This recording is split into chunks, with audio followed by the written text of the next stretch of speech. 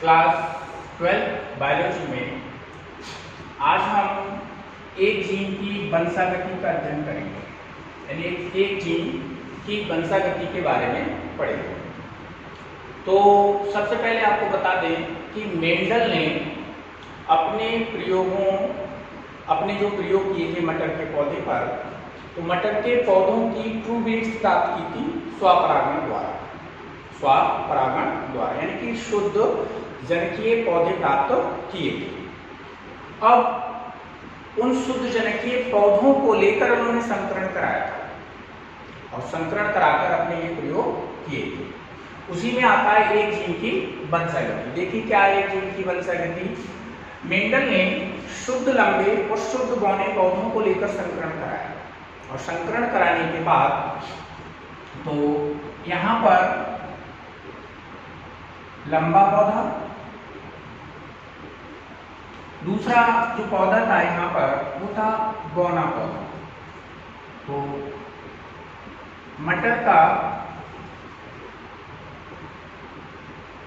शुद्ध लंबा पौधा और दूसरा था मटर का शुद्ध बौना पौधा।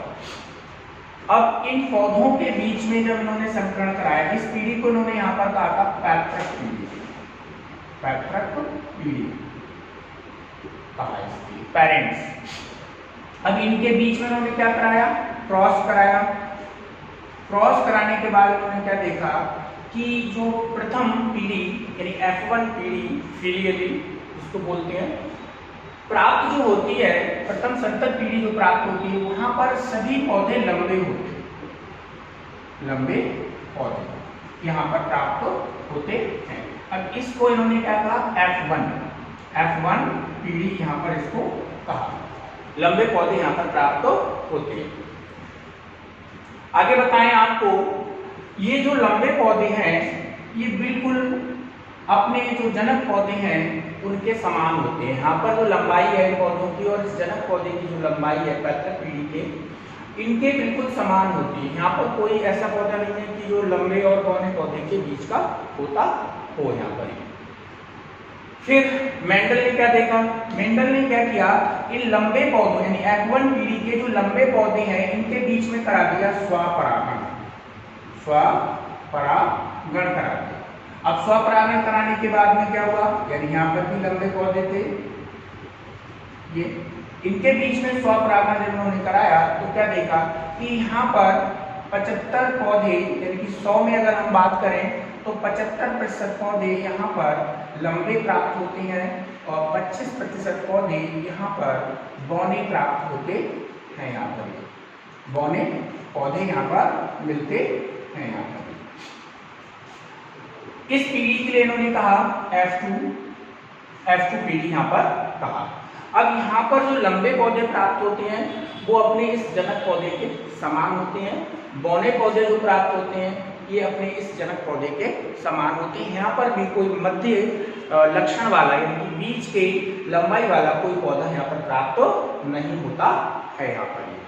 अब इसी प्रकार से इन्होंने क्या किया, अन्य लक्षणों को लेकर भी संकरण कराया। अन्य लक्षणों का मतलब है जैसे गोल बीज, यहाँ पर हम एक और उदाहरण समझ लेते हैं, गोल बीज, और दूसरा यहाँ पर कौन सा है, झुर्रीदार बीज। ठीक, अब ये तो आपकी पैतृक पीढ़ी हो गई, इनके बीच में इन्होंने यहाँ पर क्या करा दिया, संकरण। तो यहाँ पर क्या है, गोल बीज, यानी कि यहाँ पर 100% कैसे होंगे, जैसे हमें उसमें लक्षण प्राप्त हुआ लंबाई और बौने पौधे वालों, वैसे हमें यहाँ पर प्राप्त होगा, गोल बीज के प्राप्त होते हैं। अब इसको यहाँ पर ये कहाँ ले गए, ये पैतृक पीढ़ी, ये F1 पीढ़ी और दूसरी F2 पीढ़ी। तो यहाँ पर गोल बीज 75% और 25% जो बीज है वो यहाँ पर झुर्रीदार प्राप्त होते हैं। यहाँ पर झुर्रीदार बीज यहाँ पर प्राप्त होते हैं, यानी कि इनका जो अनुपात है F2 का वो निकल के आ जाता है गोल झुर्रीदार का 3:1 प्राप्त होता है। तो इसी प्रकार से जो उन्होंने विपर्यासी लक्षण लिए थे 8, सभी के बीच में उन्होंने संकरण करा के देखा, सभी में सेम लक्षण यहाँ पर प्राप्त होते हैं। अब आगे समझ लीजिए इन्होंने क्या समझाया मेंडल ने इसमें। मेंडल ने कहा कि कोई एक ऐसी वस्तु है, कोई एक ऐसी वस्तु है इस पैतृक पीढ़ी में, कोई एक ऐसी वस्तु है जो युग्मक द्वारा, युग्मक जिसको हम गैमीट कहते हैं, इस गैमीट के द्वारा लक्षणों को कहां ले जाती है, अगली पीढ़ी में ले जाती है।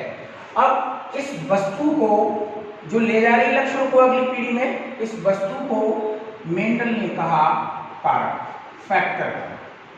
क्या कहा, फैक्टर का। मेंडल उस समय जानते नहीं थे तो इसलिए इसको नाम दे दिया। बोले कोई ऐसा कारक है जो पैतृक पीढ़ी से लक्षणों को कहां ले जाता है, संतान पीढ़ी में ले जाता है। इसके बाद यहां पर क्या हुआ, इस कारक को अब यहां पर जीन कहते हैं। क्या कहते हैं, जीन कहते हैं। और जीन जो है वो वंशागत की इकाई कहलाती है, वंशागत की इकाई कहलाती है। वंशागत की इकाई जीन को कहते हैं। आगे देखिए, कोई भी लक्षण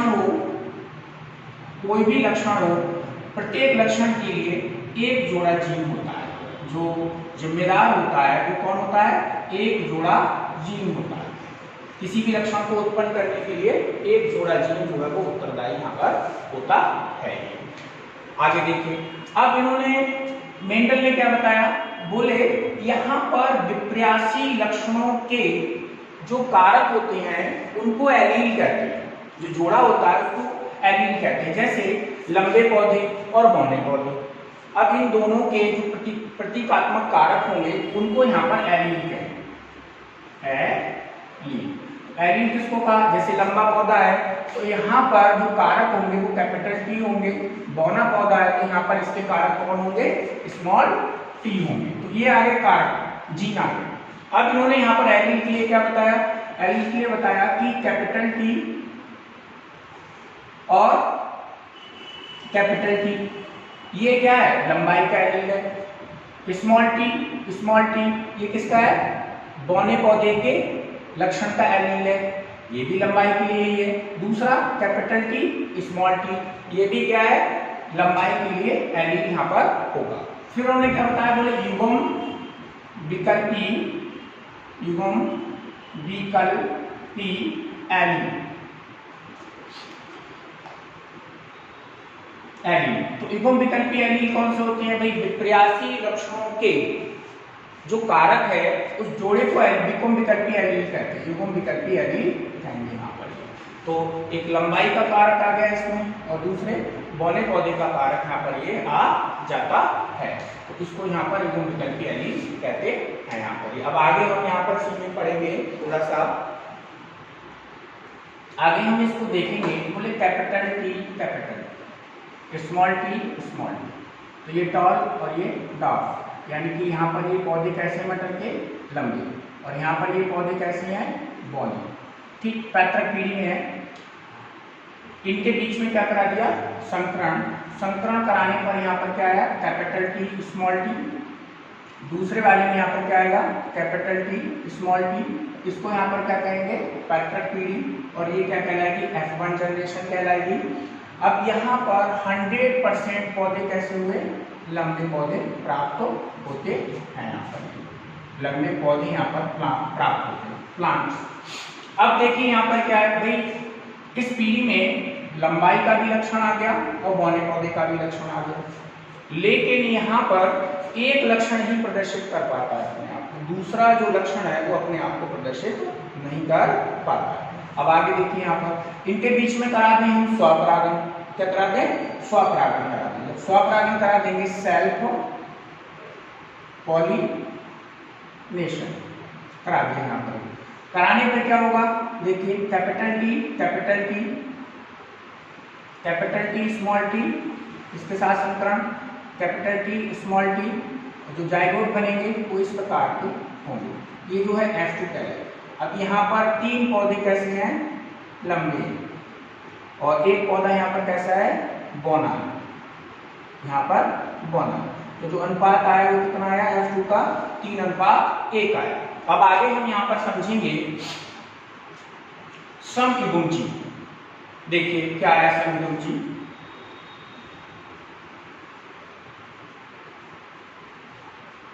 होमोजाइगस कहते हैं इसे, जायगस कहते हैं। देखिए समयोजी क्या है, अब यहाँ पर अगर हम लक्षणों को देखें तो यहाँ पर ये दोनों कारक एक जैसे हैं, यहाँ पर दोनों कारक एक जैसे हैं, ठीक। F2PD में अगर देखें तो ये दोनों कारक एक जैसे रहेंगे। तो ये जो लक्षण के कारक हैं ये समान हैं, तो उसको हम यहाँ पर क्या कहेंगे, समयोजी कहते हैं। देखिए ये इस तरीके से यहाँ पर आ रहा है लंबे पौधे। यहीं पर अगर हम अनुपात के लिए देखें, जैसे जीन प्रारूप, जीन प्रारूप जिसको हम जीनोटाइप कहते हैं, और दूसरा होता है दृश्य प्रारूप, दृश्य प्रारूप होता है जिसको हम कहते हैं फिनोटाइप, फिनोटाइप कहते हैं। देखिए जीनोटाइप और फिनोटाइप क्या है भाई, जब यहाँ पर संकरण कराया गया तो F1PD में जो जीनोटाइप प्राप्त हुआ वो क्या था, T और स्मॉल t था, ठीक है, T और स्मॉल t था। इससे पहले आपको बता दें पैतृक पीढ़ी का जो जीनोटाइप है वो क्या था, कैपिटल T स्मॉल t, यानी कि शुद्ध लंबे शुद्ध बौने पौधे यहाँ पर थे। लेकिन F1 का जो जीनोटाइप है वो क्या था, कैपिटल T स्मॉल t था, ठीक। तो यहाँ पर क्या होता है, इस जो हमें संतति प्राप्त हो रही है उसके जो जीन हैं वो किस प्रकार हैं, एलील किस प्रकार के हैं उसके अंदर, उनको जीनोटाइप के द्वारा देखा जाता है। अब बाहर से जो लक्षण दिखाई देता है वो क्या कहलाता है, फिनोटाइप कहलाता है। जैसे हमने कहा पैतृक पीढ़ी में शुद्ध लंबे शुद्ध बौने थे, F1 में यहाँ पर हमें क्या मिलता है, F1 में मिलता है 100% लंबे, तो ये क्या है, फिनोटाइप है। F2 में हमें यहाँ पर क्या मिलता है 3 लंबे और एक को बौना, एक कैसे मिलता है, बौना मिलता है। ये क्या है यहाँ पर, बौना पौधा है। ये क्या है यहाँ पर, दृश्य प्रारूप जिसको हम फिनोटाइप कहते हैं। अब अगर हम जीनोटाइप की बात करें कहाँ पर, इस F2PD में करें, तो F2PD में जो जीनोटाइप है यहाँ पर अगर देखेंगे तो ये जीनोटाइप अलग है और ये दो जीनोटाइप यहाँ पर क्या है, अलग है। तो इन दो के जो जीनोटाइप वो अलग हैं, ये क्या कहलाएंगे, अशुद्ध लंबे, और ये क्या कहलाएगा, शुद्ध लंबे, और यहाँ पर क्या कहलाएगा, शुद्ध बौना। तो यहाँ पर जो जीनोटाइप निकल के आता है वो है कैपिटल T स्मॉल t और स्मॉल t और स्मॉल t। तो ये जीनोटाइप कितना है, 1:2:1 आ गया।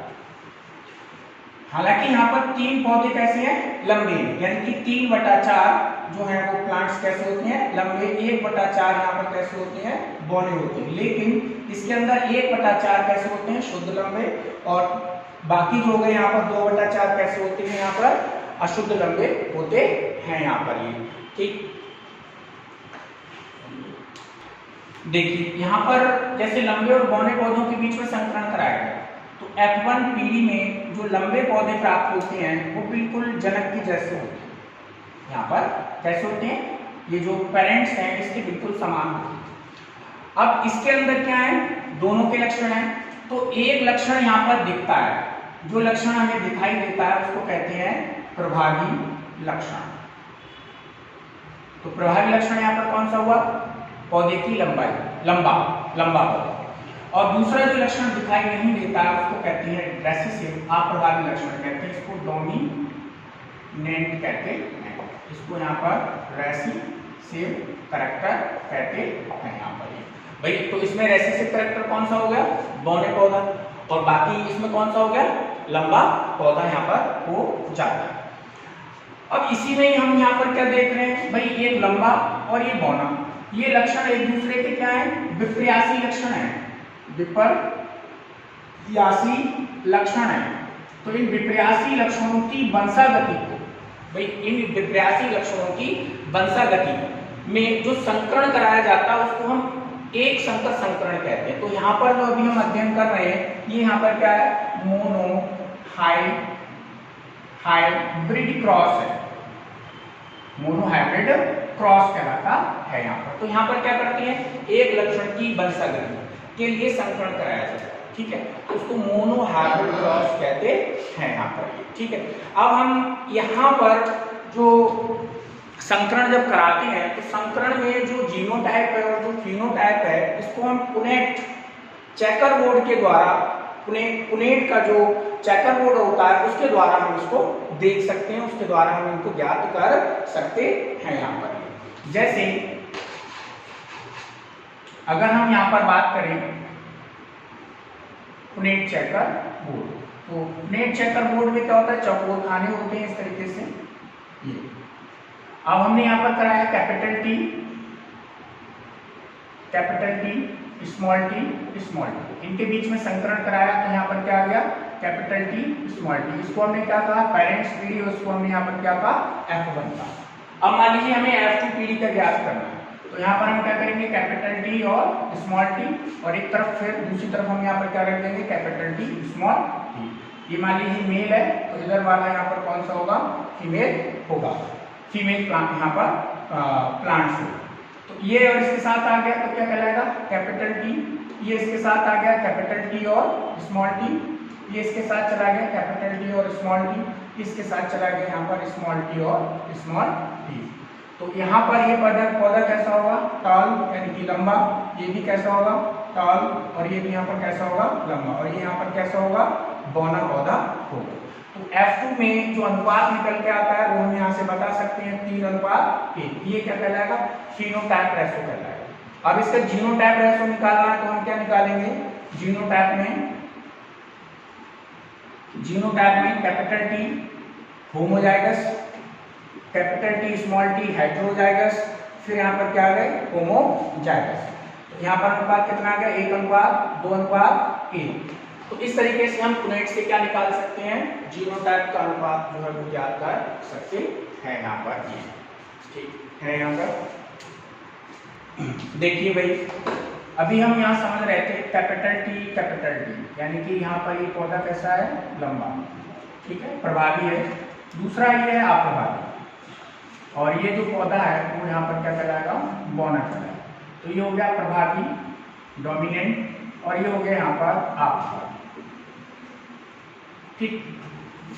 तो इनमें जो गैमीट्स बनते हैं, जो युग्मक बनते हैं, तो युग्मक बनते समय जो ये एलील हैं इनका जो वितरण होता है वो रैंडम होता है, पता नहीं होता, एक उसी समय अर्धसूत्री विभाजन में इनका वितरण हो जाता है। जब इनका वितरण होता है तो दोनों एलील में से एक एलील एक युग्मक में और दूसरा एलील दूसरे युग्मक में चला जाता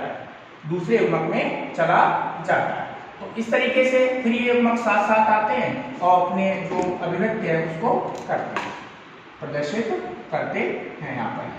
तो ये अभी तक आपने इतना पढ़ा, F1 पीढ़ी में 100% कैसे हुए, लंबे पौधे हुए। यहाँ पर अब देखिए, यहाँ पर ये जो अप्रभावी है ये अपने लक्षणों को F2 पीढ़ी में ले जाता है बिना सम्मिश्रण के। तो बिना सम्मिश्रण के अपने लक्षणों को किस प्रकार ले जाता है उसको देखिए। तो यहाँ पर युग्मक बनेंगे, जब ये युग्मक बनेंगे तो एक युग्मक में कौन सा एलील चला जाएगा, कैपिटल टी, दूसरे युग्मक में कौन सा चला जाएगा, स्मॉल टी। ऐसे ही यहाँ पर फैक्टर दोनों कारक अलग अलग जाएंगे, कैपिटल टी, और एक में कौन सा जाएगा, स्मॉल टी।